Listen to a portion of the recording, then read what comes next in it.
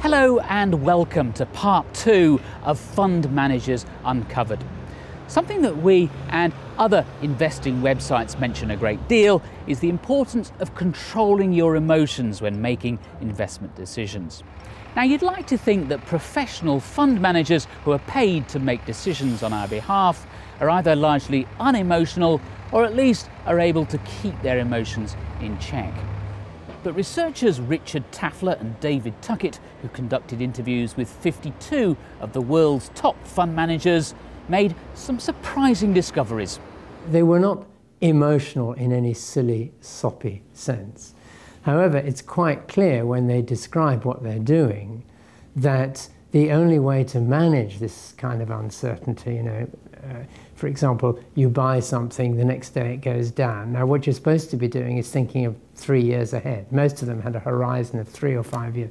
But you buy something, the next week it goes down. Well, if you know what you're doing, you sort of take that on the chin and on you go.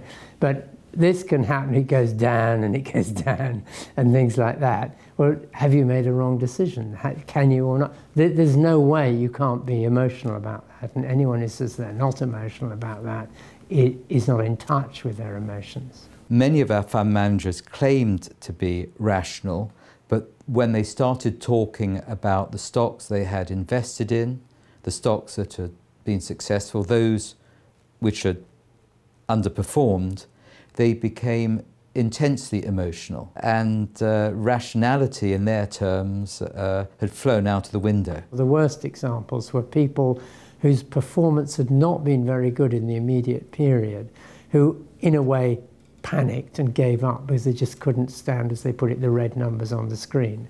And by the way, that's quite important, that modern technology allows you to see a perfect valuation of the whole portfolio every second. But is this actually helpful? Particularly if what you're trying to do is to think in the long term, when we know that the volatility is way in excess of the underlying trends. What we found very interesting was what we termed screen watching in our book. This was a tendency of fund managers to look at their screens several times a day. 80% admitted looking at their screens at least once a day, and 2/3 several times a day. This is clearly something, when you spoke to them about, they looked a bit embarrassed and sheepish about, because they knew this is not helpful to them. But then it's very difficult not to do it, and we can all imagine and empathise with that kind of problem. That's it for part 2. Remember, we always appreciate your comments, so please keep them coming in. See you next time.